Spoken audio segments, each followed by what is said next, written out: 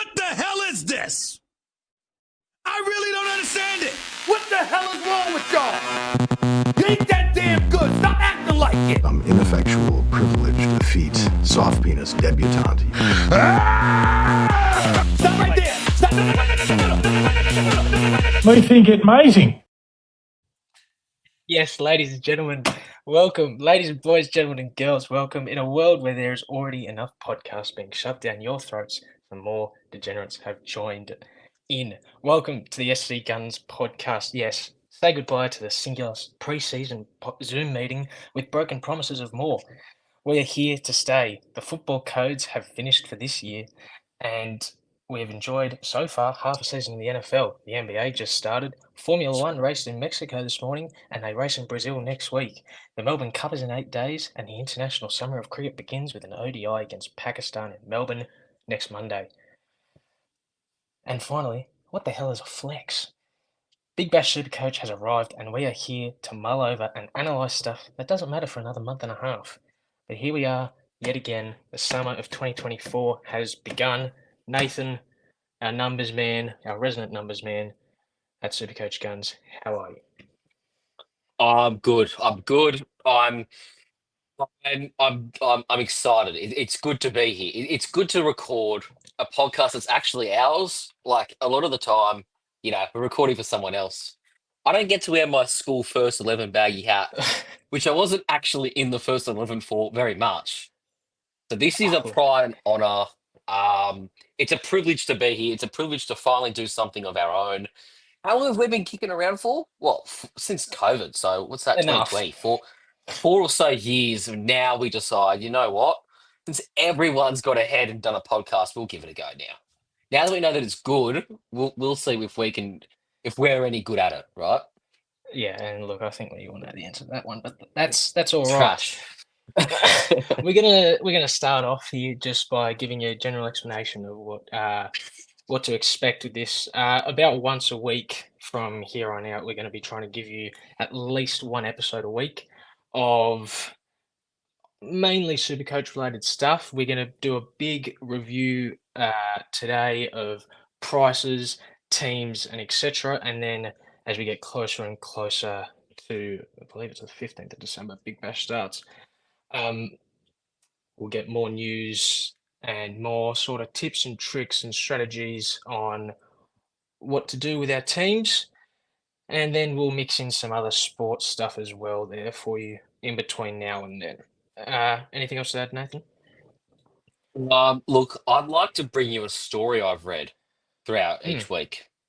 Just because, like, social media these days, it's filled with all sorts of brain rot, mind-numbing, fake stories. But as far as I know, this one is real. Now, during the week we've had, all right, prepping for the podcast, we're like, how can we make this our own? I think some story time would help. So I was reading on the notorious account Lad Bible. You follow it? Yeah. A lot of people follow it. Anyway, so the story that's popped up into my feed is a woman who marries a ghost, so already some red flags there, divorces him because he kept disappearing. Yeah. Yeah. That's yeah. Oh. And I guess that probably sums up what this podcast is expecting to be. I mean, you're probably expecting, based on our previous sort of social media presence, there might be some decent analysis. Maybe. We'll see, Maybe. I guess. But look, hopefully we can provide some of that. Hopefully we can provide you a couple of laughs here and there. But overall, this is something for us, and we don't really, well, we'll see how it goes. We'll see how it goes. Just on it, the 40-year-old woman said the devilishly handsome soldier, aka this ghost, burst into her bedroom on a stormy night and their fate was set. Now, look, obviously you and I both know how the hell does a ghost have devilishly handsome looks. I'm gonna throw this out there. Maybe it was the devil. What a thought. Yeah. Anyway, don't know. Apparently, the ghost got drunk on their honeymoon in Barry Island, Wales. Um, and then apparently the ghost developed an unsettling fascination with Marilyn Monroe. And then, so what's been alleged here is that the ghost has cheated on this 40-year-old woman with the ghost of Marilyn Monroe. I can only assume for the last who's been dead for what 60, 70 years. So look, already my week's been sent into the fourth dimension. I'm lost. I'm shattered. And then I opened the SuperCoach app today, and they say there's a flex option. Mm. Like, Mm. uh, Yeah.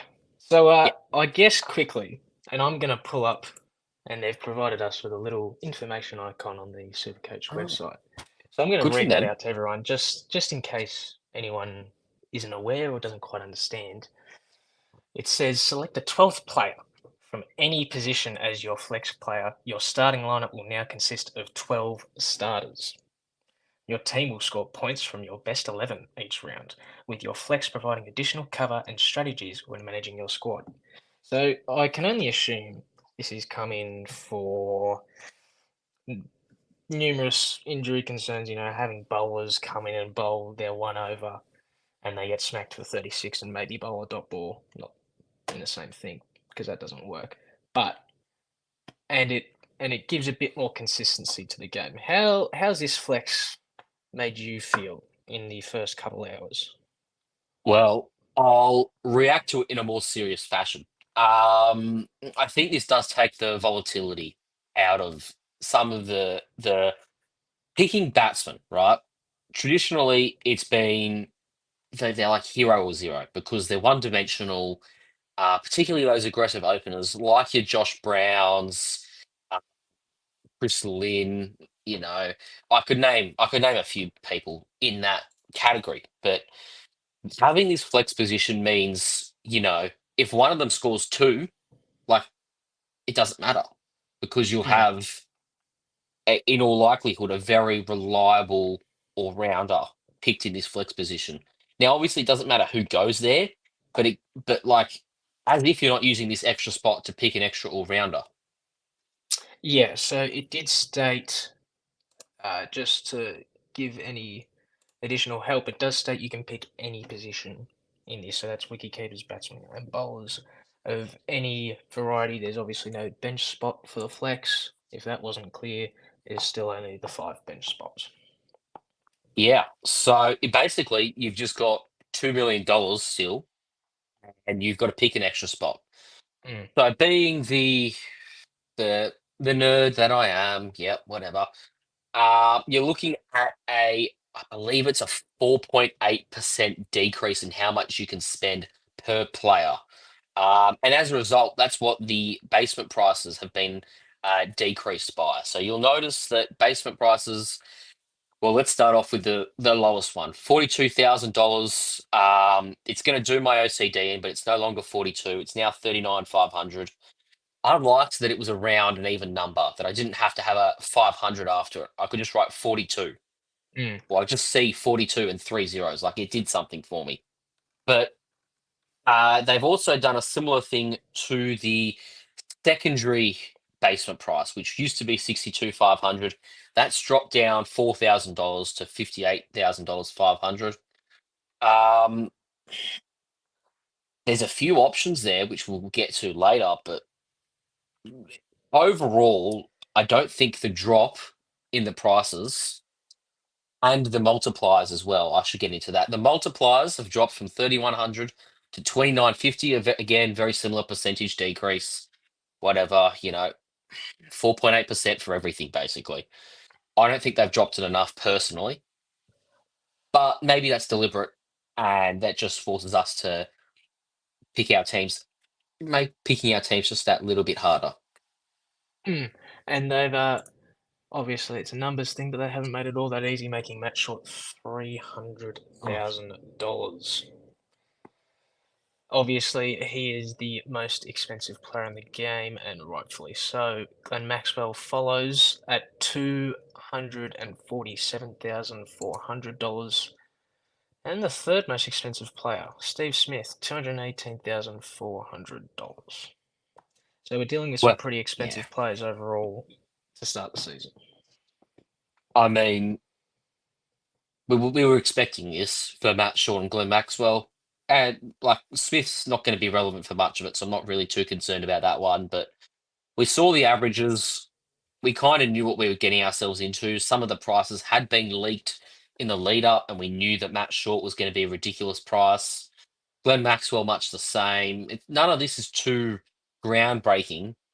What is groundbreaking is that your budget's been stretched even further because it's now $8,000 less per player on average. Which, when you add that up across 17 players, like 8 times 17, that's what, Quick maths. 106 maybe? Yeah, 106. No, that's not right at all. 8 times 17 is 136. There you go. $136,000 Resident numbers man, everyone. less. Thank you.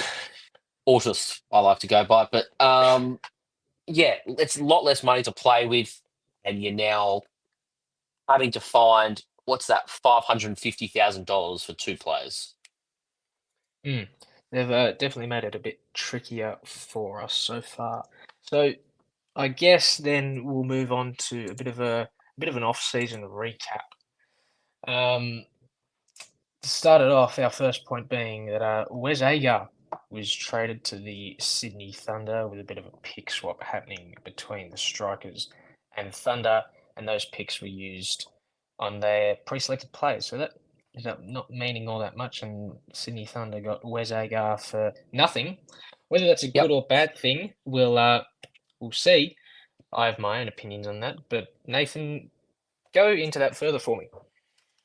So the official details of the trade, you've got pick 13 and Wes Agar go to the Sydney Thunder, and pick 11 went to the Adelaide Strikers. So essentially, the Strikers went up 2 spots in the draft and gave up Wes Agar to do so. Now, Yeah, the draft. Remember that thing?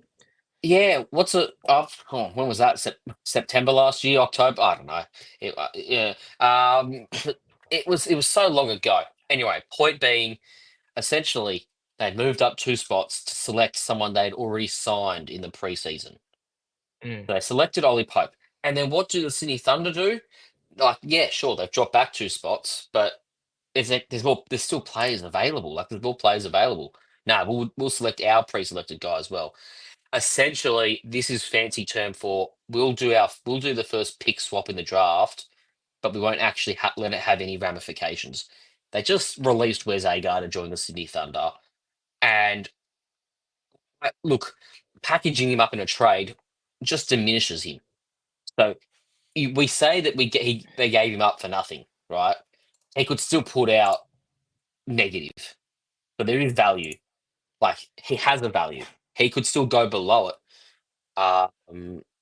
Probably will. Let's be honest. I mean, I don't mind him. He averages 96 at Showground Stadium in SuperCoach, so that's fun. But he's not going to play because Nathan McAndrew is playing better than him in the same team in the same conditions, and he'll do this, and it'll be the same team, same conditions for the Thunder. So who cares about Wes Agar?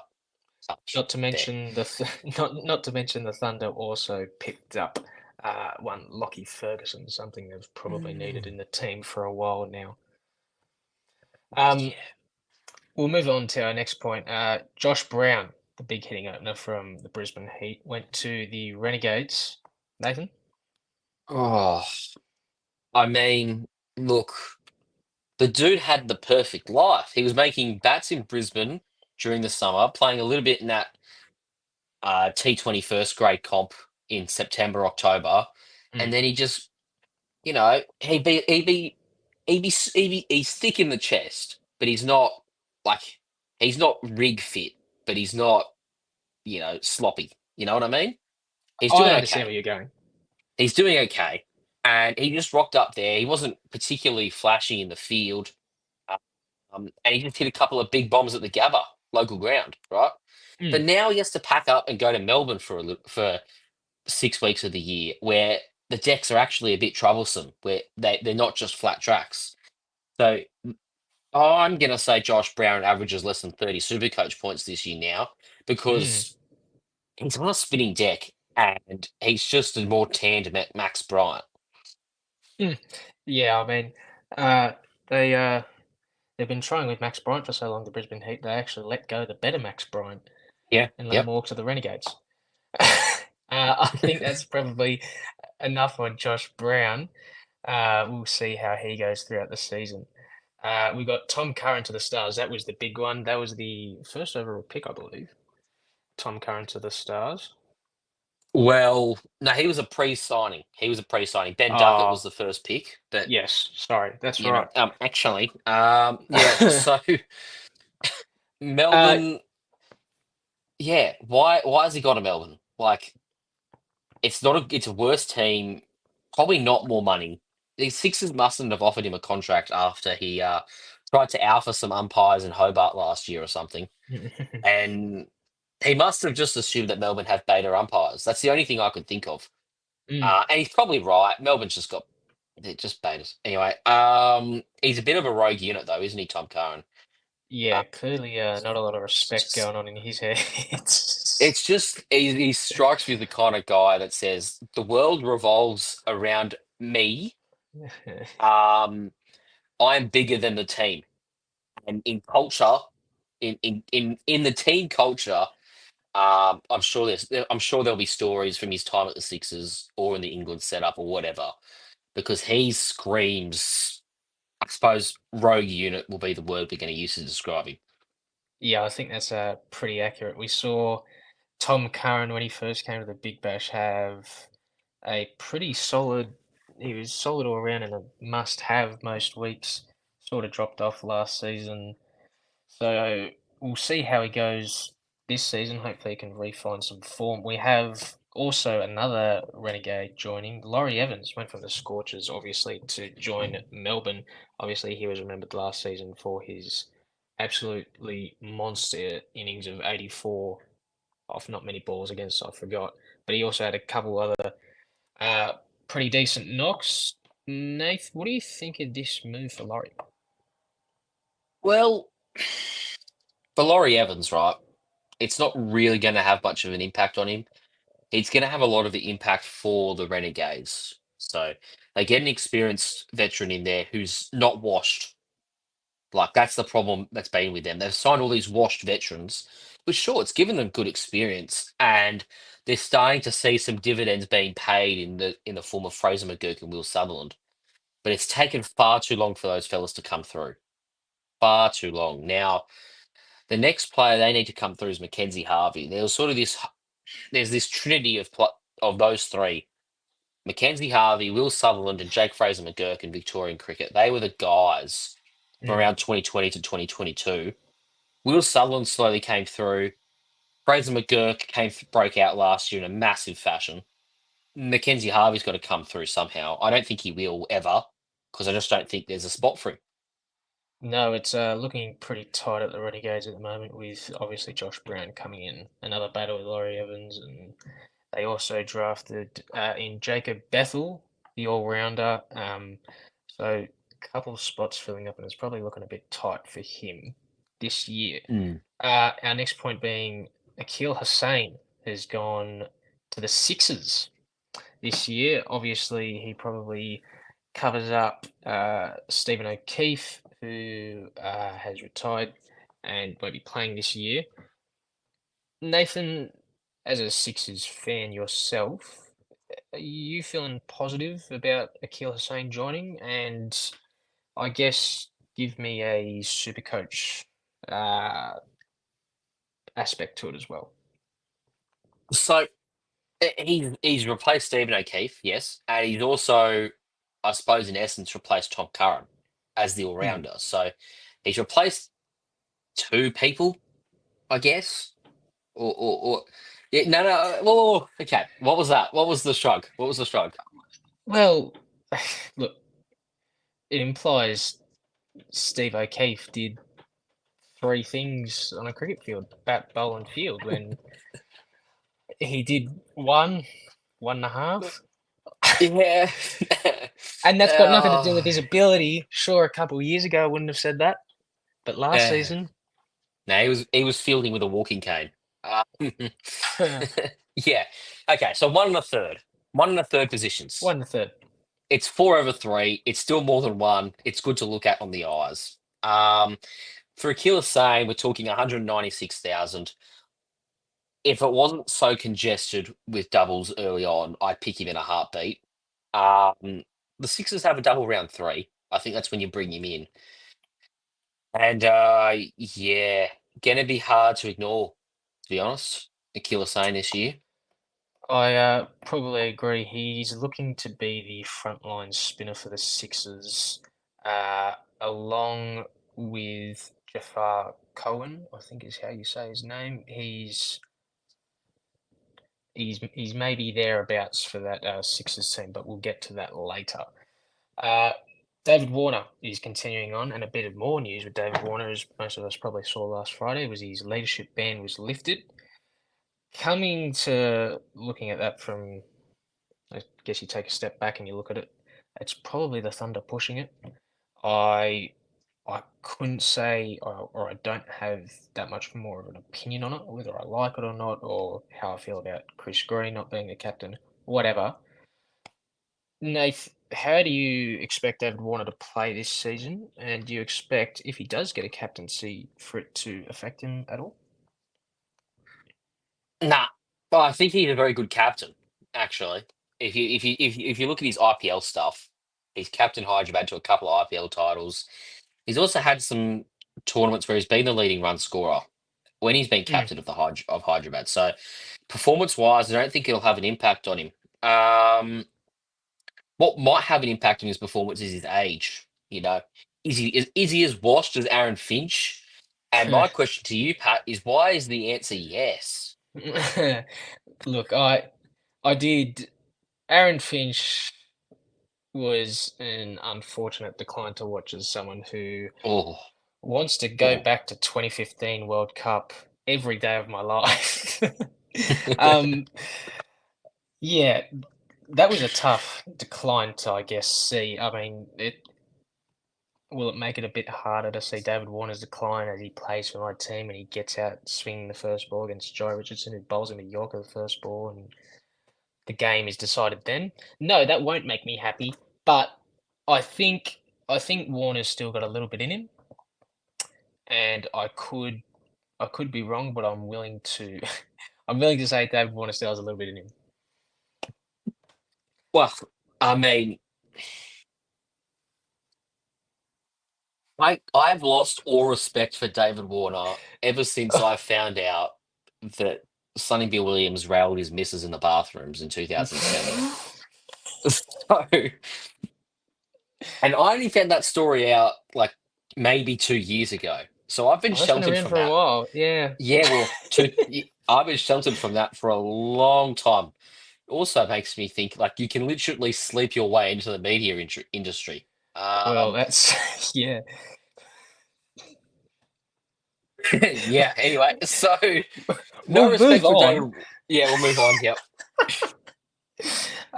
Our last point is being Sam Konstas. Obviously, he's been a big talking point throughout the past month or so. He turned up in the Sheffield Shield and then had a disappointing next game for Sheffield Shield, where admittedly all of New South Wales didn't bat all that well. He is basement price, Nathan. Sam Konstas. He's 39,500. What are your thoughts on him, provided he doesn't play a test match this summer, pending selections? So he's 19, right? I think he's 19. Yeah. Yeah. Okay. So I can go ahead with this. He is a young, hot brother. Okay. He's under 40K. If he's not playing test match cricket, he's opening the batting for the Sydney Thunder. Can you confirm for me? Is he? 19 years and 26 days, according to ESPN Cricket Info. So We're all good. We're all good. we can keep So that yeah, in. yeah, we can keep that in. He's a gun. I mean, the dude should be opening. India's pace attack's mediocre at best this summer. It's Bumrah. That's it. Mohammad Siraj, don't care. I don't know who Akash Deep is. Uh, name, so maybe I do know who his name is. Um, anyway, Sam Konstas, gun opener. Um, I think if he's not playing, as I said, if he's not playing the test match, he's got to be in the top three for the Thunder. Like, I don't see how he's Mm, not. He's one of the form. He's the form batter for New South Wales. Um, mm, you have the top three of Warner, Bancroft, uh, Bancroft, not American. Warner, Bancroft, and Constas. You send in Billings at four, Ollie Davies at five, Dan Sam's at six. No, Sherfane Rutherford at six, and Dan Sam's at seven. That's a top order that can win you a title. That's a batting lineup that can win you a title. You have mm. so much firepower through there. You throw in Chris Gray and Nathan McAndrew who can hit some big bombs at the end of an innings. Like you've got something there. But if you're picking Nick Madison, you're starting your innings off slowly. If you're picking Jason Sanger, your middle overs are going to go slowly. Just pick the young throbber, for goodness sake. Come on. Give I want to feel something. Oh, you're telling me after watching the Thunder last season, there is nothing more I'd like than to just feel something watching this team. That probably wraps up our off-season stuff. We'll go into more present stuff now. We'll have a look at the draw. Now, Draw. the most important thing that we look at in the draw is the double games. Double games, they determine each week, really, bringing in players who just double points. There's big captaincy points and vice captaincy points. In round one, the Stars and Renegades had the double game week with no buys, and in round two, Perth, Scorchers, and Adelaide Strikers have the double game week. And there's no buys in that round as well. Nathan, we'll start off with round one, I guess, for the Stars and the Renegades. If you had to pick one guy from the Stars and one guy from the Renegades, who are you targeting to have for that round? Well, we could probably be pretty brief here for that for round one. I mean, you need Glenn Maxwell. I Yep. get you paying up 247,000, but he's playing twice. He'll bowl probably 6 to 8 overs across the 4 games. He bats number four, but he'll bat every game. Like he just will. They'll force him to face at least 6, 7 overs in every game that they play. You captain him. Like that's how much of a certainty I have on him. Mm, He will be everyone's captain round one, unless you're very brave. And I don't think anyone's that brave. yeah. And give us one for the Renegades, huh? Oh, the Renegades, yes. Okay. Well, there's a few factors you can look at here for the Gades, isn't there? So you've got role. Best role probably goes to Will Sutherland. He'll be captain. Yep. He's come back from the stress fracture. He's bowling well. He's batting well. It's a good side. You've got Tim Seifert, who's probably got the most pedigree around him. Mm, $152,000 keeper bat. But then you could also go cheap, and you've got Adam Zampa, Australian T20 leg spinner, possibly our best short form bowler, best T20 bowler of all time. And he's 80,000. mm. Like, yeah, I think Adam Zampa's my answer. Now, this is a conversation, this is an information exchange, as you'd say. How, who are you picking? Who am I picking? What would you like first? I'll go off the Renegades. I think it's obviously a bit tough to have a look at Laurie Evans. I think as good as he did look at some points of the season, he was a bit inconsistent. He is only 136,000. I think that's some of the benefit that you see with these Renegades players. They top out at 152 with Tim Seifert. And as exciting as he is, as sort of something to watch, and I will enjoy watching him play for the Renegades. That's not where I'm looking. I'm looking at someone like a Will Sutherland or even a Jacob Bethel. We've got in our predicted 11s, he's going to bat ahead of Will Sutherland. Whether he gets that much of a bowl, that'll be, I guess, to see. If I had to, another cheap bowler, I'm going Kane Richardson. I think with Kane, consistently he's just one of the best bowlers in the Big Bash. He's always up there in the wickets. I understand he had a bit of a down season last season, but double game round under 100,000 for their.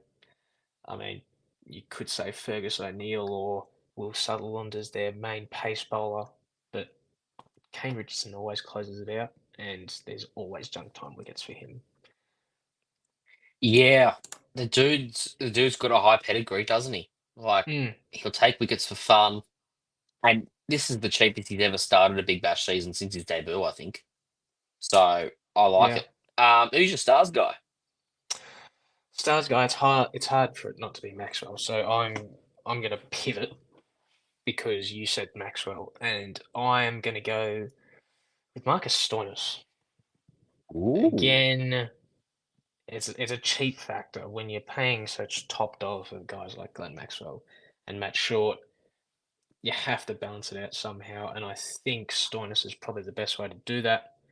They're going to bat relatively deep, the Stars, and they have a fair amount of all-rounders like Maxwell. Curran will obviously bowl his overs, but an all-rounder nonetheless, as well as Marcus Stoinis.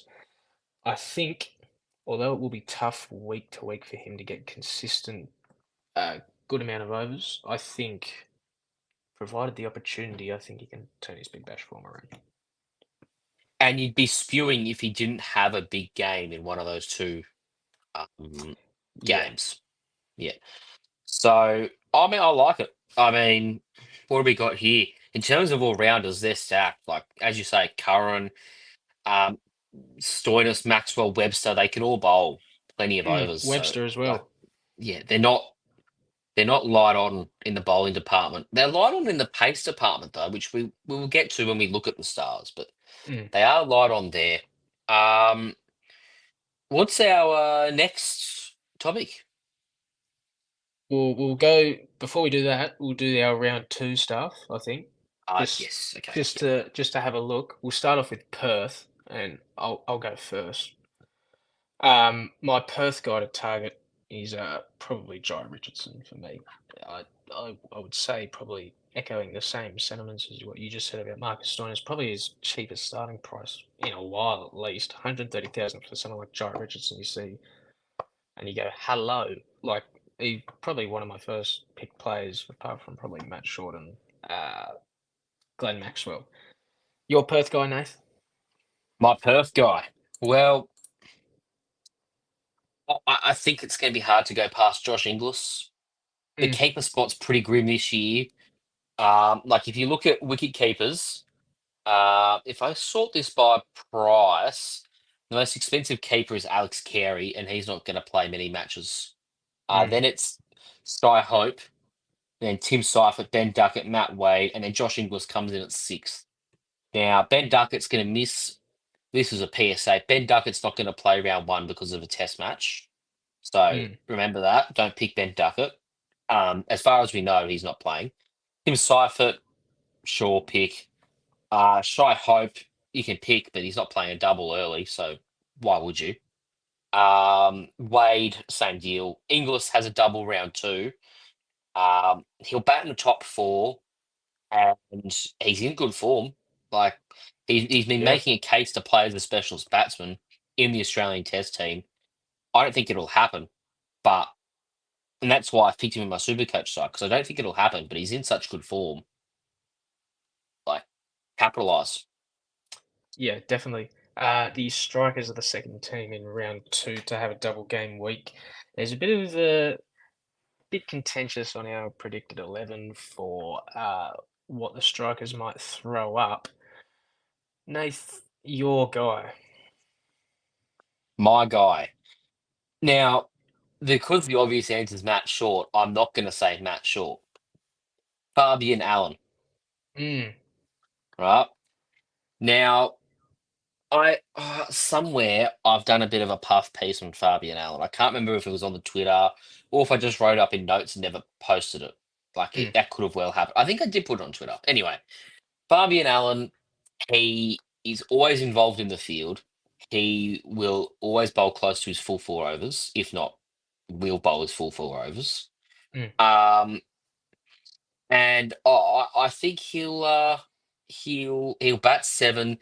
He'll certainly uh, there'll be games where Weatherall drops down the order to number seven, Yeah, and definitely. Fabian Allen and Jamie Overton go up ahead of him, right?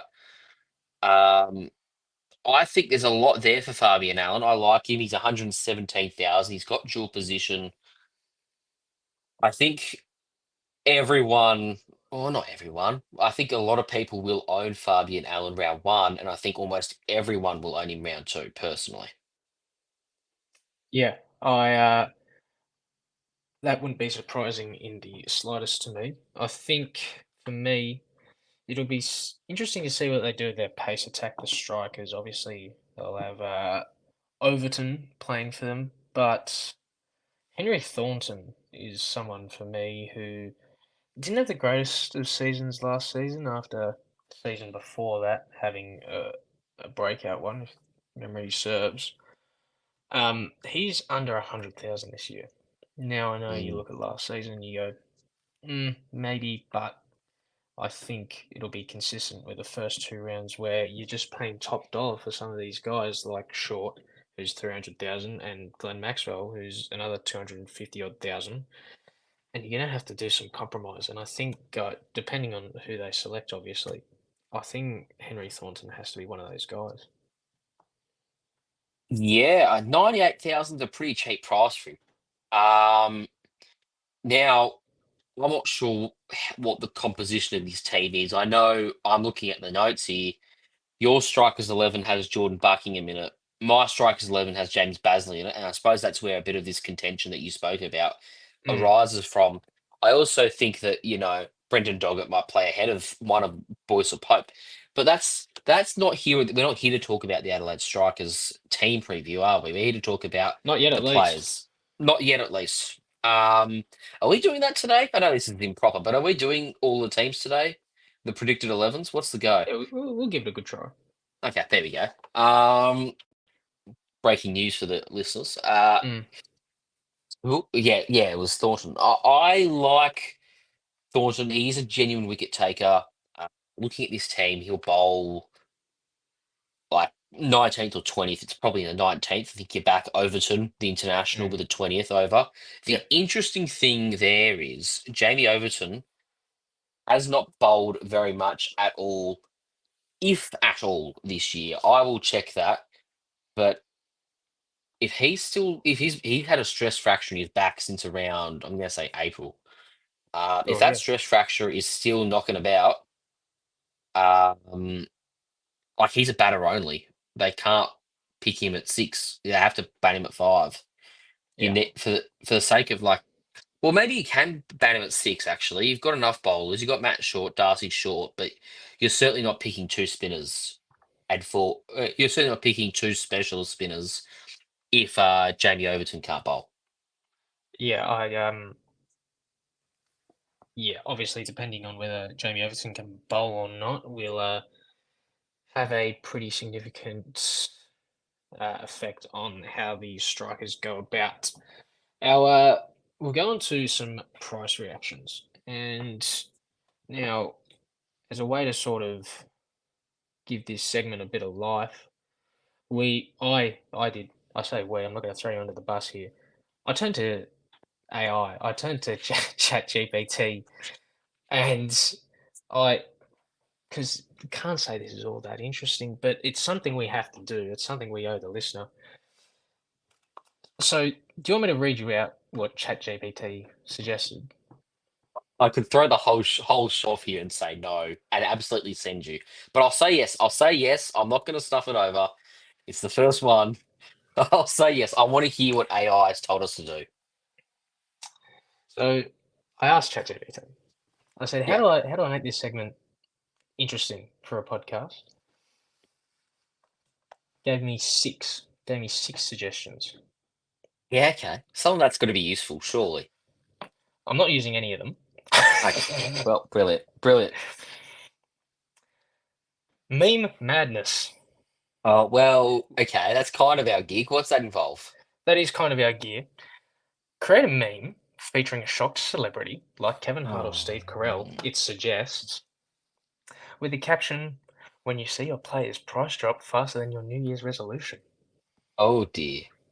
Okay. So for starters, it hasn't quite grasped onto the conversation that prices haven't dropped. Like Mm, they've dropped figuratively, as in we now mm, know what their prices are, but they haven't um, changed. They haven't fallen. Their value hasn't decreased. Their yeah, value's just been announced. So okay, it and hasn't quite caught on to that. Go on. no, and it doesn't It's improve from also here, cringe. Nathan. Yeah, well, yeah, the price drop dance, and I saw the word dance, and so Oh. I ruled this suggestion out immediately. Do you want me to read you the description? Yeah. Go on. Yep. Yep. Film yourself doing a funny dance every time a player's price drops. Include a voiceover like, "I can't believe I'm still spending my money on this team, but here we go."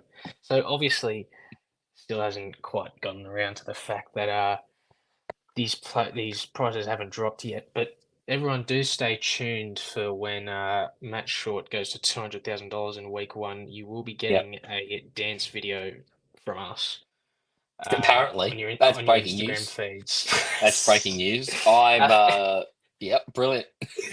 our, our third one's a dramatic reenactment. It Oh. says to stage a dramatic reading of your favorite players, price changes like a Shakespearean tragedy. To drop or not to drop? That is the question.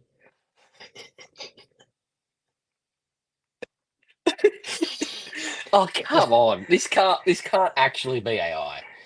This oh, come on. Like at least be creative. Like Hamlet, Romeo and Juliet, they're so Oh, generic look, plays. Give me something from Othello at least if you're gonna go this if you're gonna take it this far. You know what I look, mean? we're already going too far off Yeah, topic. we are. Yep. Going into going into there, I'll quickly read off the last three in order to get to some actual analysis, if you want to call it that. Uh, player price prophecies. Pretend to be a Oh no. fortune teller using a crystal ball to predict a player's price changes while dramatically explaining, "I see price drops in your future." So that's number four. Number five is a confession. Share a confession like, "I invested all my budget in one player, and now I feel like a contestant on a reality TV show getting voted off." That one didn't do anything for me. No, there's nothing So there. we'll It's not we'll even quick funny. we'll we'll quickly move on to number six and then get some actual reactions. Yeah. Yeah. Okay. Yep. A financial advice. We're going to create a satirical financial segment advising viewers on how to budget their fantasy money with tips like invest players that don't get injured, obviously. So they want us to be like Koshi on the Sunrise Show way back when with his little We marketing could be segment. we could be we could be finance pros. We We could could we be. could we could full on suit up. We could suit up. We could. We're not going Yeah. to do any of this season, but I Oh just thought well. I'd share. Well, I don't know. The dance thing looks pretty Oh, appeasing. me We'll think move on. amazing. Me, yeah. Look, yeah. But I So need some that real price video reactions. anyway. uh, Nath, I guess Oh, from this segment, I want sort of three guys at price surprised you, a sort of why, and maybe are they worth it at that price or not? okay. Whew. All right, I've got it all out of my system. Now, Sean Abbott is the first one off the top of well, not my head, off the top of my notes. So Sean Abbott, 131,800. Now, Mm, it's cheap, right? But cheap. if I told you it could have been cheaper by 30,000, approximately Thursday, I'm going to say Thursday, I had some intel. Yes, that's right. Mm. Ooh, important, Don't whatever, name your whatever. sources. Okay. I, Journalistic integrity. yeah, I mean, look, it's on Twitter, so, you know, journalistic integrity, hey? That's good stuff. That's Here we go. that's us to a nutshell, isn't it? Anyway, keep it Well, going. Yeah. Sean Abbott was 100,800, and then off the back of a fifer in the Shield and 68 runs, SuperCoach come in, and they're like, well, you know what? Let's add it. Let's bump him up 30K. mm, So they do. So they do. And mm, look, that is their right. It is their yep, game that us being the manipulated and brainwashed mm, fiends, yeah, uh, take part in, therefore encouraging them to keep doing what they're doing. Mm. So, and this is not there's nothing personal behind it. That's just the complex that we're presented with here when we play Supercoach Big Bash week year in year out, and we revolve our lives around it. It affects our moods, Mm. um, how I react with people in my day to day life is a reflection on how many points Sean Abbott scores for me in round three. You know, Mm. there's a lot of that sort of gear. Yeah. So when Sean Abbott moves up $30,000 in price, do I really have a right to complain? No. No, that's right. No, But you thank do you. anyway. But I do. But I do because that's what's wrong with me. Mm. Now, another interesting price that I've seen, uh, I mean, look, we've talked about Adam Zampa, so I'll skip past that one. But Rashad Hussain from the Yep. Hobart Hurricanes, Mm. $85,000 bat bowl. He was one of the leading wicket takers in the T20 World Cup earlier this year. He played for Bangladesh. They went further than what? Well, no, they nearly knocked Afghanistan out of the group stage and got Australia through to the semi-final. Now, obviously, we sucked at that World Cup, so we didn't make it. And what's that bloke's name? Gulbuddin Naib from Afghanistan faked a cramp and Oh, yes. yeah. See, I'm triggering some memories that you forgot. Yes. Or was Mm. there even a World Cup on? Like you wouldn't have, if I'd No. asked you, was there a World Cup on? You'd say no, right? No. I No. just Anyway, remember going to the grand final in India and we won. yeah, that was 2023. That's the last time we had a World Cup. Mm. Anyway, so in this imaginary World Cup, Rashad Hussain did well. He took a fair few wickets. He's come in at $85,000, and somehow they've given him back. I think he'll bat 8 to 9, possibly even 10. I think he could bat all right though, genuinely. So probably 8. But $85,000 for a mystery leg spinner. I should Mm. mention that he's a leg spinner from the subcontinent who can bat, who you can put in your bat. I don't think he'll bat much, but you can put him in your bat. He's in my team right now because of his price. Um, Plus, like I think he's in Melbourne against the Melbourne Renegades. So he's at Marvel Stadium, which is a spinner's dream. And Yep. spin, if we cast our eye back, and I'm getting really into the thick of it now, if we Mm. cast our eye back to past seasons, spin bowling has been very successful early on. Yeah. And so going with a cheap spinner like Rashad Hussain, I think is a wise investment for many teams. I understand he's not got many doubles, but he's cheap, he's dual position, and he's going to have good job security because he's an international player and he's their lead spinner. Yeah. I'd have to agree with you there. I think I'll list off one or two I've found here. We got Ollie Davies sitting at 78,100, and it's a bit tough with all those guys that bat 5 or 6 that are just batters, your John O'Wells type, Ashton Turners, and in this case Ollie Davis, because it's hard for them sometimes to even be all that involved in the batting innings, and then that's all they do. Maybe there's a catch there for them or a run out in the fielding innings, but there can be games where they don't score all that many points, and it can be dangerous getting that uh, fifth or sixth in the side batsman. But I think at 78,000, obviously you don't want to put too many eggs in one basket. We've already mentioned Sam Konstas. There's obviously Daniel Sams as well. Maybe you have a look at David Warner in the Thunder.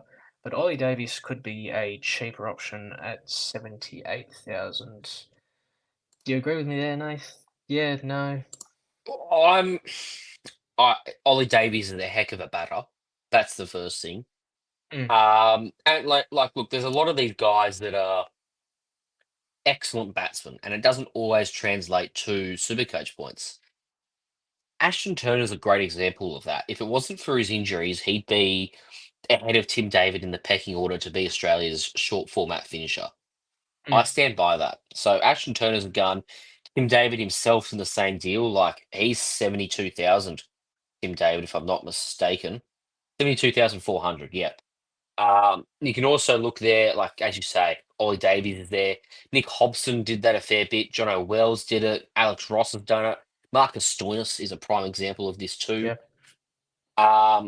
The role's not quite there for him, but it's not a knock on him as a player. Yeah. It's just like you need to be batting in the top four, or you need to be bowling if you're not in the top four. Like, Yeah. but there's a long time between now and kickoff. A lot can happen. Injuries can occur, and test selections. Like, what if Bancroft and Konstas are required or named in the test squad? Right? Mm. They bring in. I mean, obviously, unfortunately, they'd have to play Matt Gilks first of all, but they're not going to open him, are they? They're going to chuck him at 7 and move everyone And I down. hope not. So Ollie Davies, all of a sudden, he's in the top 4. Mm. See, it doesn't take much. So I'm not writing him off, but I think some things need to happen for him to be relevant. Yeah. I do want to mention the two, they're front line, but they're not as expensive as one Chris Jordan. But Nathan Ellis and Riley Meredith. Ellis sits at 112,500 and Meredith sits at 83,400. I think we've probably seen a bit. Obviously, Meredith was injured last season, and that's probably why his price is so low. And then Nathan Ellis was okay last season. We know both of them are very good white ball bowlers, and I think they can return to some sort of form this season. I think they can be valued picks in a year where you're probably going to have to spend your top guys and then have a look at those bottom guys. Yeah, it's guns and cheapies, isn't it? To quote an NRL term, it's guns and cheapies. Now, Riley Meredith at 83,000 is a cheapie. That's a very cheap option. There's a few guys around that price even, like Mark Steckity. I get he had a bad season, but he's going to have to step up. He's going to have to be the second pacer in this team behind Tom Curran at the Stars. So Mark Steckity, 79, 100, same deal. Potentially James Bazley might have to step up and be the second pacer there. He's 58 and a half. Kane Richardson, 97.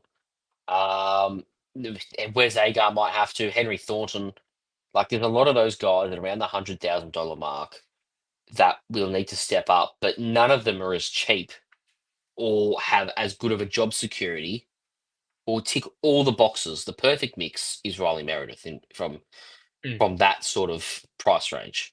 Yeah, a lot of interesting prices that we've seen over the past couple of hours with SuperCoach only opening at around about midday today. We'll go through some predicted lineups and we'll try not to take too long. We'll, I guess, suggest some changes, but I guess this is just us telling you what we think is likely to happen, which I guess is what we'll do every week. And you can't yell at us if this doesn't happen.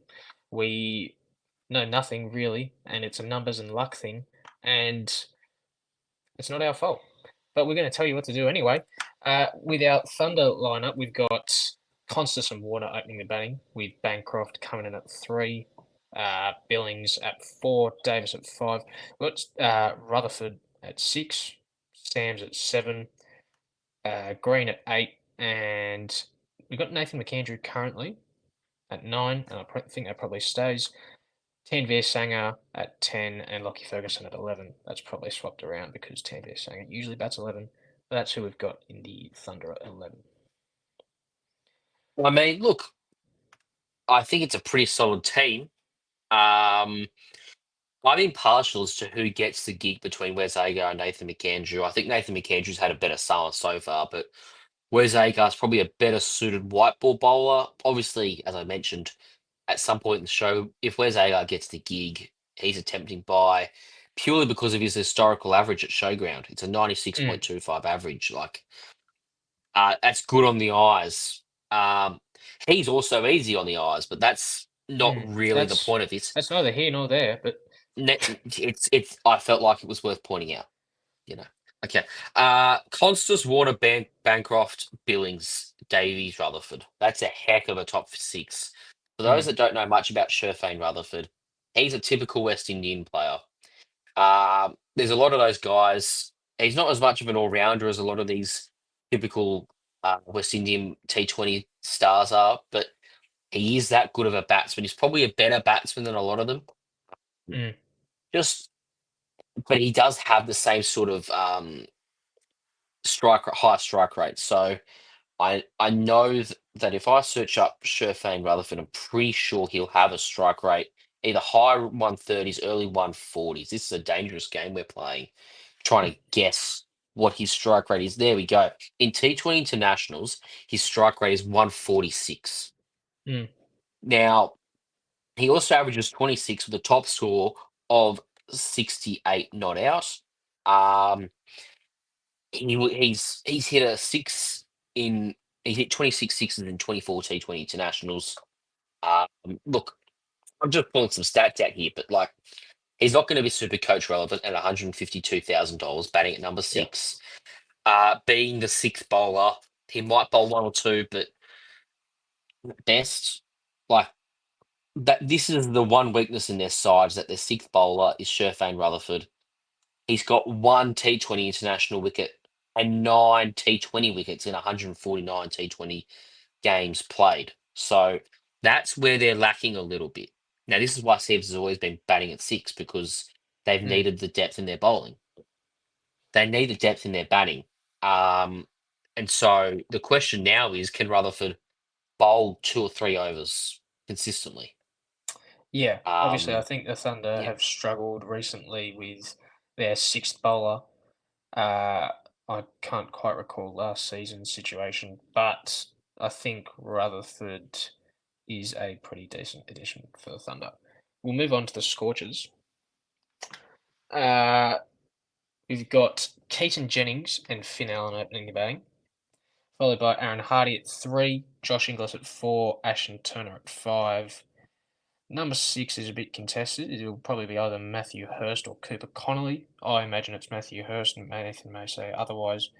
We got not Wes Agar, Ashton Agar at 7, Jai Richardson at 8, and then Ty Berendorf and Lance Morris. Mate, I'm gonna say otherwise. I'm gonna say it's Cooper Connolly. Only because Matthew Hurst is traditionally a top order guy. He can bat probably as low as 4.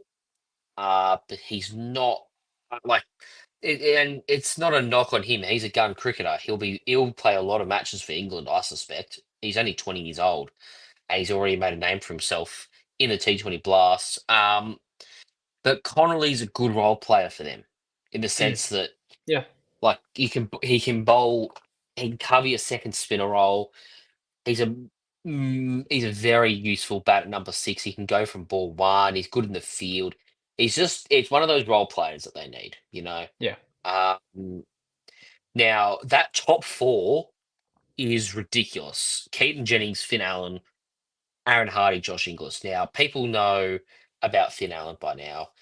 He's a goer. He's like a Kiwi Fraser. He's like New Zealand's Jake Fraser McGurk, right? Yeah. So just take that into context. He's 152,000. He had a double round 2. It's going to be tough not to pick him, but unless we get a lot of cheapies, I don't think you can straight away. I think you have to trade him in round 2, though, in saying that. Yeah, right. Now, Aaron Hardy, the questions on if he bowls much in this lineup or not. I don't think he will, but he's a good bat. So that probably doesn't tank his stock. He didn't bowl much last year, and he Yeah. averaged close to 60. Keaton Jennings is the interesting one. He's 117 and a half. He had a crack at Test cricket. He was no good. And so the stigma will be amongst a lot of Supercoach players and that he sucks because, you know, he couldn't crack it against Australia in Ashes cricket. Not necessarily in Australia, but just in Test cricket. People will know that Keaton Jennings was this big prodigy that they had. But he made a big score on debut for England and they didn't shut up about it. And then we said, well, is he any good? And then he wasn't any good. And it's just, the stigma is that he's a bum. But in reality, we don't really know much about what Keaton Jennings has done in the last 2 years or so. Yeah. It'll be interesting to see what Hardy does in terms of bowling whether they play Cooper Connolly or Matthew Hurst, I think will be a big determining factor. And obviously, didn't really affect Aaron Hardy all that much last season. He didn't bowl a whole heap and still scored pretty well. We'll keep it moving and, I don't know, maybe be a bit quicker. I don't know if that was too long or not. But anyway, the Stars, I have here Duckett, and obviously he's not going to be playing. I can chime in here. Joe Clark's likely the replacement, so like for like. There you go. We'll say Joe Clark. Then obviously one of two Tom Rogers, the Stars one, obviously. Bo Webster, Glenn Maxwell, Stoinis, Cartwright, Harper, Curran. I reckon that probably changes around, but they'll be in the side probably. Usman Mir, Joel Paris, and Mark Steckety. Yeah, so Mark Steckety there, Joel Paris, Tom Curran. That's your pace trio. Specialist pace trio. That's grim. Yeah, that's not, and it's a shame I've had to group Tom Curran into that. Tom Curran's good. He's very good actually. But Joel Paris has passed it. Mark Steckety didn't have a great year last year. It's possible he's on the decline. Probable he's on the decline. He could. I don't know what to make of him. He's 79,000. You may as well have a shot with a double round one. And if it blows up in your face, you just take him to a cheap Perth guy or a cheap strikers guy. Yep. Like if you have 30K, if you have $35,000 spare, you can trade Mark Steckety to Fabian Allen. That sounds pretty good, doesn't it? Yeah. Well, probably need 40 because in all likelihood Fabian Allen goes up in price. But you Sure, understand what yeah. Henry Thornton, that's Henry a better Thornton, example. If you have $25,000, you can take Mark Steckety to Henry Thornton confidently. Now, when you're looking at the rest of this lineup, Bo Webster's a guy I really like. He's one of the more informed players in Australian cricket right now. He took 6 for 19 in a one-dayer. He's scoring. He's leading the Sheffield Shield in runs scoring as well. So he's doing it all. And I think it's at a point. They're at a point where they've just got to give their best players the most amount of time involved they can. So having Webster at 3 probably be bowling more overs than most will be comfortable with. I think he'll bowl 3 consistently. I think Stoinis, for some reason, he'll bowl in every other T20 comp except the Big Bash. I don't get it. But that seems to be the way it is. Maxwell will bowl close to 4. I think you'll see Curran bowl 4, Paris and Steckety. And the more I think about it, the more I think you shouldn't pick Mark Steckety. Anyway, it's an interesting lineup, and we will get into that more when we're doing individual team previews. Yeah, obviously next coming weeks we'll do a bit more in depth on those things. We'll move to the Renegades. Josh Brown and Tim Seifert opening the batting with Fraser McGurk to follow at 3. Laurie Evans in at 4. Jacob Bethel in at 5. Johnny Wells in at 6. Will Sutherland at 7. Tom Rogers, the second of 2, coming in at 8. Number 9 is a bit contended. Fergus O'Neill or Gurinder Sandhu, with him moving to the Renegades this season. Kane Richardson and Adam Zampa round off the 11. Well, I've given my thoughts on a lot of these 11s so far, and I want to get you more involved. So tell me, what are your thoughts? What are your thoughts on the Renegades 11? I really like this because I'm the one that put it together. Apart from that, they're really going a bit boom or bust with their sort of top 4. Josh Brown obviously is a quick in, quick out guy. Fraser McGurk can be, and Laurie Evans sort of follows that same mould. But they could put on 250 in a game as well at the same time. Jacob Bethel should be interesting, depending on how they go about their bowling situation. I don't think he'll bowl all that much, but he provides a decent 6th bowler option. I think it's Fergus O'Neill that takes that spot. He's been bowling really well so far this summer. I really like him. It annoys me that he wears those baggy long sleeves as a fast bowler, and he looks really slow coming in, but he bowls rockets. So I can sort of get behind it. So I like Fergus O'Neill. I like Kane Richardson. They've got a good pace attack. With only Adam Zampa as a spin option, there's a team that's going to play as their only proper spin bowler rather, and they're going to be playing a lot at Marvel. We'll see. But yeah, I think overall the Renegades 11, or at least my one here, is pretty good. Oh, good for you. I think you'll see Jacob Bethel bowl a bit more than what we're expecting. He's left arm off spin, so good compliment to Yes, step that's up. right. So, and at least at home, I think he'll bowl a fair bit Yep. at Mel Marvel Stadium. Now, there's one contentious idea that they could carry out, and that is removing John O'Wells from this lineup. Now, when you remove John O'Wells from this lineup, a few things happen. First of all, you probably push Jacob Bethel to 6 and Laurie Evans to 5. Now, when you do that, you probably put Tim Seifert at 4. I get he's opening right now, but you want Jake Fraser McGurk in the top 3 at all times, right? Now, there's this kid. Yep. He's part of this successful under-19s World Cup squad. His name's Harry Dixon. Now, he's not quite getting the hype that Sam Konstas is, but he's a good bat, Harry Dixon. Yeah. There's a few directions they could go in. I don't think they'll do it initially, but it wouldn't surprise me if they do it at some point. They say, enough with you, Jono. You're not really doing much. We want to invest in some youth. And putting Dixon at the top of the order, pair him up with Josh Brown, Jake Fraser McGurk. You just extend that lineup. Like having Evans and Bethel in who can ice your innings along with Will Sutherland. Like Yeah. it just it makes their lineup just a little bit more a little bit more polished, not polished, sorry, a little bit more daunting as to how deep they bat, because I see John O'Wells there right now. He's probably the weakest part of their team. Yeah. It looks pretty good, I'll say, Yeah. for the Renegades. It's better than it has in recent couple of seasons, although it's only all on paper. We'll move to the Sixers now. Vincent Philippi will continue to open batting. I believe Dan Hughes is injured. He's going to miss, I think, the first half of the Big Bash. So we're So I have talking like been a right New in- Year's return. So I have been right in excluding him here. I have Curtis Patterson at 3. We'll see. I think you'll probably have more to say about that as a Sixers fan.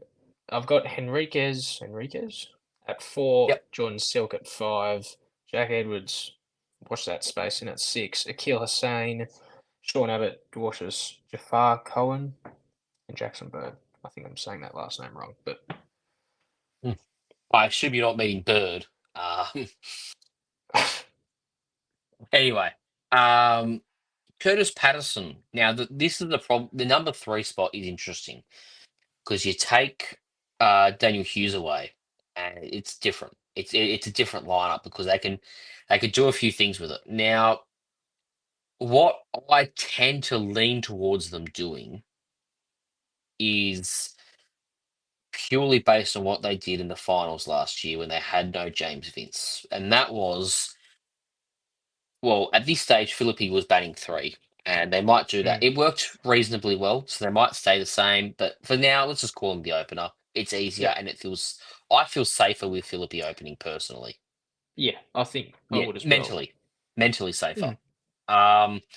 Just it looks right. Anyway, Jack Edwards probably bats 3. He opened That's 3. in the finals for the Sixers, That is a good point. and he did do really well. And when I say did do really well, the problem is he didn't do really well. He did okay with the bat without being great, but he did well for SuperCoach when he did that. Yep. Now, I think he's an improved cricketer on what he was last year. He's continuing to get better and better. He opened the bowling and he opened the batting for the Sixers in the finals last year. Yeah, right. And Yes, it led to I remember that. scores. It led to scores of 126 and 39 Supercoach points. Now you do the math. It's 165 divided by 2. It's 82 and a half. it's good output. Now, what are you going to do with that in terms of SuperCoach? Because the 136,000 is bat bowl, and if he's in that role, you've got to pick him, right? But Mm. he doesn't have a double till round 3. So what do you do there? That's going to be what we discuss in the preseason, because you're sort of changing your lineup for him at that point, but you should. Yeah. And then obviously with that, someone's got to come in, and I think it'll be either Aiden Kerr or what's his name? Joel Davies. Got Now, Joel Davies has the bonus of being a gun fielder and a bit in that Cooper Connolly mold, in the sense that he can bowl a bit, he can bat a bit, he can Yeah, field a sure. bit. Yeah. Now, what are they going to do there? I don't know. You could even make a case that, like, and I'm talking pure hypothetical here, we're getting to the nitty gritty of it, that they play both and they don't play Chohan or Cohan or whatever his name is. But I think, because they've picked a spinner, but they've never actually they've always picked a spinner but not played him, and I don't know what they'll do. Right, but it's a new lineup. But I can safely say that if Jack Edwards is at 6, he's not an absolute must, but he'll be good for the double. But if Jack Edwards is batting 3, like, Oh, we. it's good. It's really good. Discombobulated there a bit, mate. We'll go to Oh, the strikers before anything else happens. dripping all over the carpet. Yeah. We've got both the shorts opening the batting for the strikers, with Chris Lynn in at 3, Ollie Pope in at 4, Jake Weatherald 5, Overton 6, and then 7, 8, 9, Fabian Allen, Buckingham, and Thornton. And 10 and 11 I've got here as Boyce and Pope. Now, I know you voiced earlier a concern with that. Do you want to go into a little bit and just quickly about what you'd change from this and why? Okay, and then I want to hear your thoughts on this too. So, Oh, no. uh, well, I'm giving you time to think. Obviously, the concern is if Jamie Overton's not fit, he's a batsman, and he hasn't bowled since April. I did just check before. He hasn't played a match of professional cricket, domestic or international, since September. So there's also that element. Um, when we hear that Jamie Overton's bowling, not only does that boost his super coach stocks, it'll boost the stocks of someone like a Cameron Boyce or a Lloyd Pope, because it means they're more likely to play. Now, in my eyes, you're probably looking at Henry Thornton's a lock in this team, right? Yeah. He'll be playing. I think one of Boyce and Pope will play for sure. Two possibly, but definitely one of them. You've got Fabian Allen at 7. The question is, do they go Buckingham or do they go Doggett? Buckingham's been the better cricketer in domestic cricket, so kind of lean towards Buckingham. But it feels wrong to say that we're going to get two $40,000 players that we need to pick in our sides. But to tell you the truth, that might just be the case. We might just need to accept that. Um, I think otherwise you're sort of looking at the lineup. I would go with if they've got no if Overton's not bowling. I'd be going Matt Short, Darcy Short, Lynn Pope, Weatherall, no worries. I'd still have Overton at 6 and Allen at 7, but you've got to have Buckingham, Thornton, and Doggett. Basically, if Overton's bowling, you drop Pope. You don't drop Pope, sorry. If Overton's bowling, you don't drop Pope. If Overton's a bat only, Doggett comes in for Pope for me. I think if you really want my thoughts, I Yeah, think I do. they've got a decent sort of 1 to 6. I say decent. You got Matt Short, maybe Darcy Short's still seeing ghosts. Chris Lynn is batting well, and they're bringing Ollie Pope. Weatherald somehow came out of existence last season, and then Overton did his parts as well. So you look at that top 6, might be one of the best in the comp. Mm. It's maybe. very good, isn't it? And then their bowlers, I don't really know how to feel. Thornton had a down season. Obviously, they'll be choosing, at least we think, between Buckingham and Doggett. Experience-wise, it's not the best, and Doggett didn't play all that well last season or the season before that. I think they'll be likely to play two specialist spinners with Boyce and Pope. That's just a gut thing for me. And from what else I've heard, they both played, or Pope played really well at the back end of last season, and Boyce was very economical throughout Big Bash, which is, I think, important, especially in Adelaide, where those square boundaries are so short, and the long boundaries, or the straight boundaries, are the long ones. Yeah, I think that's about it. We'll move to the Hurricanes now, and then we'll have the Heat after that, and wrap up, sort of, I guess. We'll have Wade and McDermott opening the batting for the Hurricanes, with Caleb Jewell coming at 3. Shea Hope in at 4 with Tim David at 5, and then 6 and 7 is Chowdhury and Chris Jordan. Paddy Dooley at 8, Nathan Ellis at 9, and then we've got between Peter Hatzeglu and Rashad Hussain for the 10 spot, and then obviously Riley Meredith batting number 11, although probably a bit higher, probably 10 ahead of Hatzeglu or Hussain. Nath, who do you think wins that spot between Hatzeglu and Hussain, or is it someone else? And who do you like out of that top 6 for the Hurricanes if you had to pick one? So, in my eyes, Rashad Hussain's certainly in. I have no problems about him. He was ahead of Hatzeglu. He's ahead of Dooley.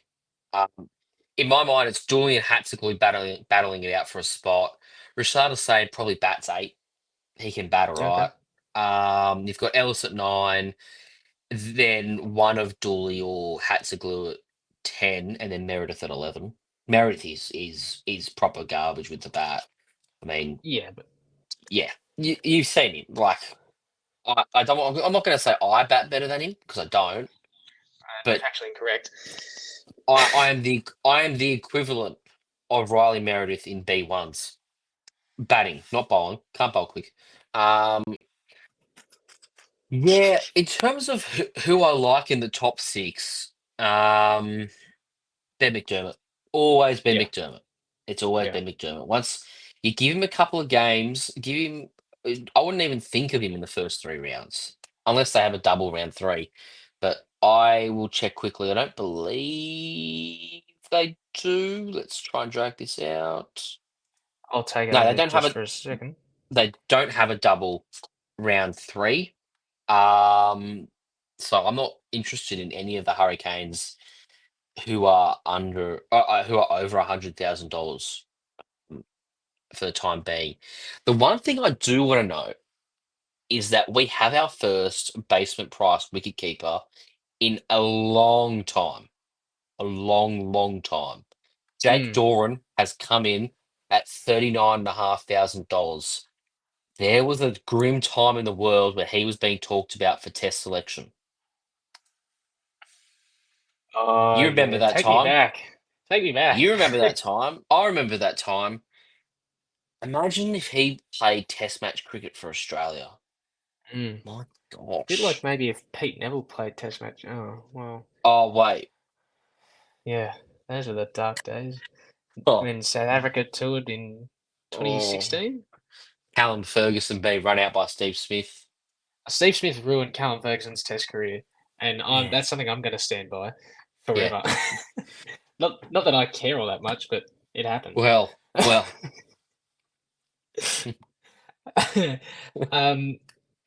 Yeah, with the Hurricanes, it's always Caleb McDermott, isn't it? Not Caleb, Ben. Yeah, you wait around too long to bring him in, and he ruins your Boxing Day because he scores 100 and everyone else has him and you don't. And you sat there like, why am I an idiot? Why do I play this game? Like, what's the point? You always got to trust Ben McDermott at some point in the season. It's just about picking when, I think.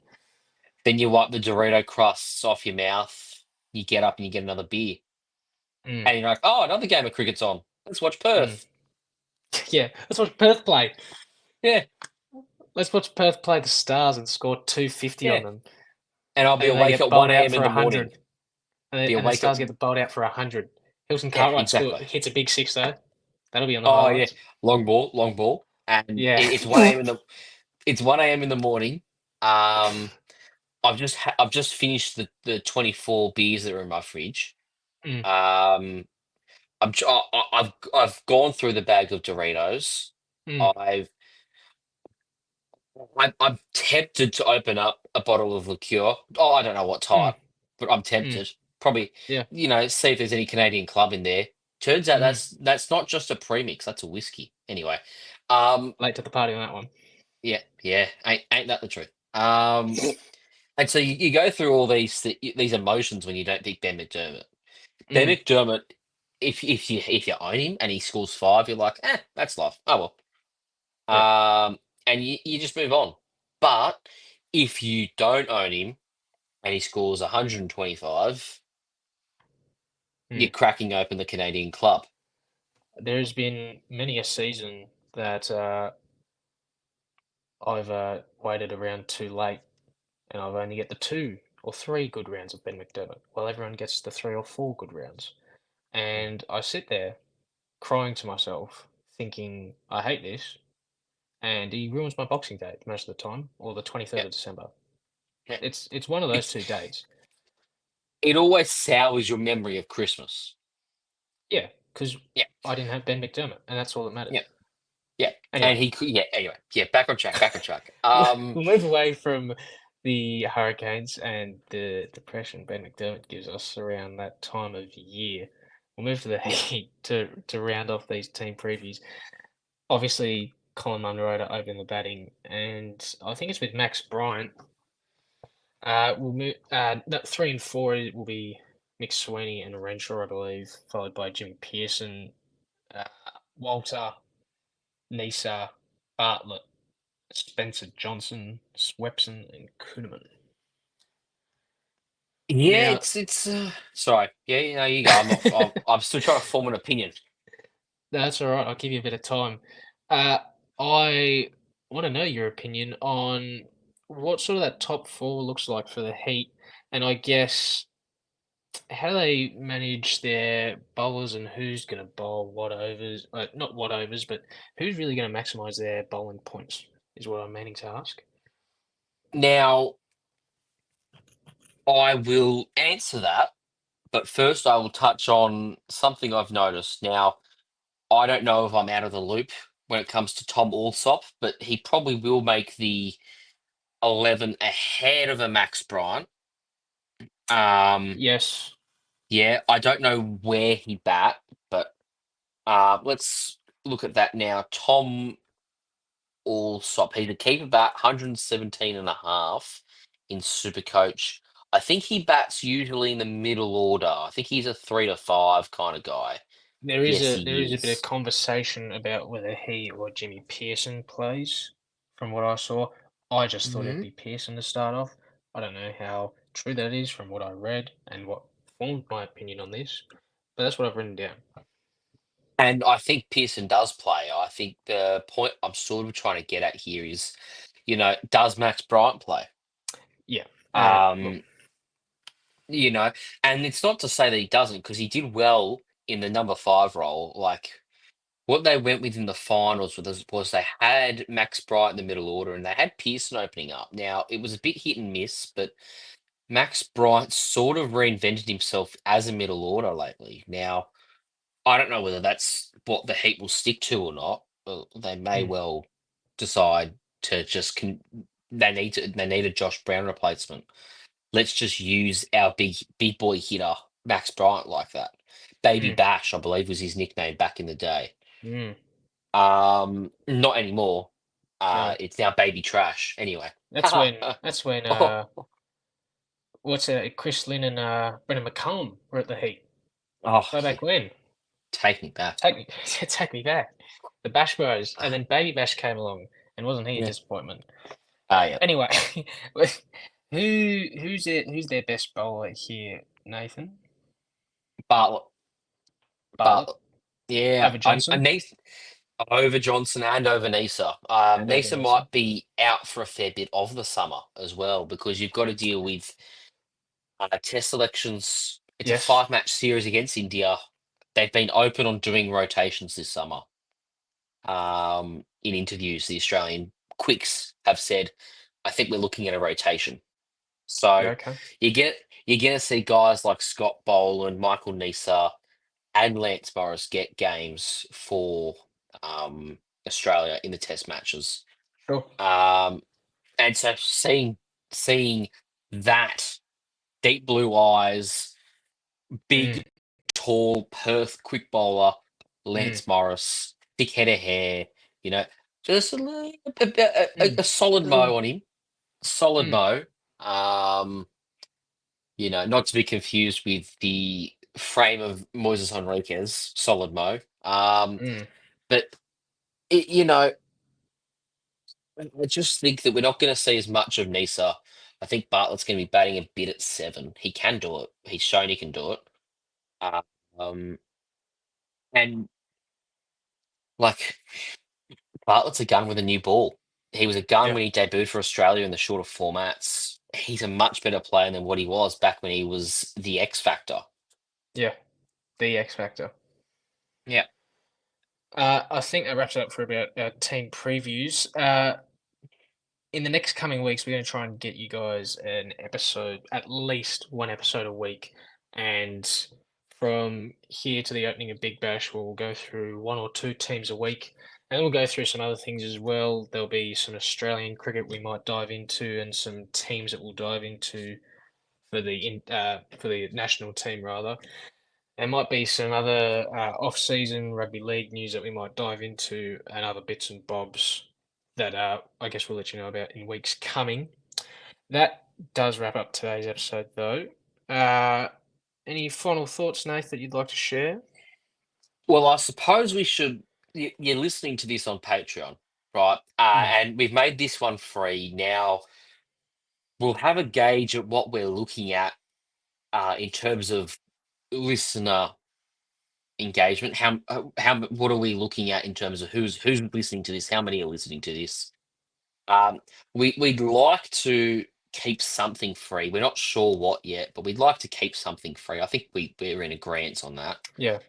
It's just like we're in a position where for us to do podcasts, we need it to be worthwhile. And so we need to have listeners. And the way to have listeners is to make stuff free. And then on top of that, to fund production for this and so on and so forth. And all the time that you put into SuperCoach Big Bash. Like we've been a free enterprise for all of our time, right? Yes.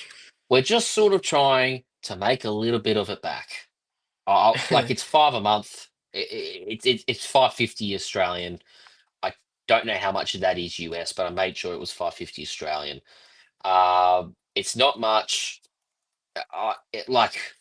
You're gonna get an extra podcast probably. You're gonna get some extra stats. You're gonna get extra insight. You're gonna get priority DMs over the Instagram and Twitter accounts. And I think Patreon has a group chat function which we're looking to fire up once we get enough Yes. subscribers. Yep. We also want it to be a bit more entertaining than other podcasts too, right? Like a lot of Supercoach podcasts, they can be very informative, but they can be a bit dry. We're trying not to be as dry. And so we're going to try and make it a bit more lively, a bit more humorous, just take the edge off it a little bit, but still get you some insights as to what you want to do for your Big Bash season in Supercoach. So yeah, get around us on Patreon. It'd be great to see you there. You should be able to listen to some of this stuff for free still, though. If subscribing for a fee is not for you, we get it, right? It's not that big of a deal. But yeah, look, if you feel like you can, please do. I think that's all I have to say. I guess we're just looking at a way. It's just at least one episode a week. There might be 2. We don't know week to week what it looks like.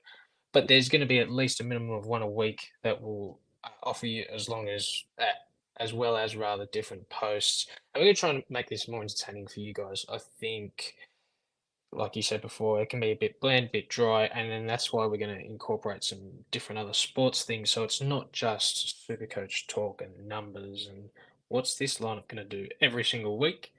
There will be that during the season, but there's going to be different other parts as well. Yeah, I think as a whole, yeah. I think the main point is we're gonna be a bit more lively than what others are gonna get, and obviously, you know, we say that, and then we've just gone serious for the last 5 minutes. So, what are you gonna get, huh? Yeah, Well, we don't know. invest wisely. Ooh. Well, look, this is going to go a lot of different ways, but we are going to keep our promise. Like I said at the top of the show, there's going to be something new for you every week. There's going to be content pumping for you guys, and it's going to be a massive Big Bash season. There you go. All right, do the sign off. That wraps it up for us, this week. Subscribe, like, do everything for us, and we'll keep giving you these shows. Thanks for listening. See you later.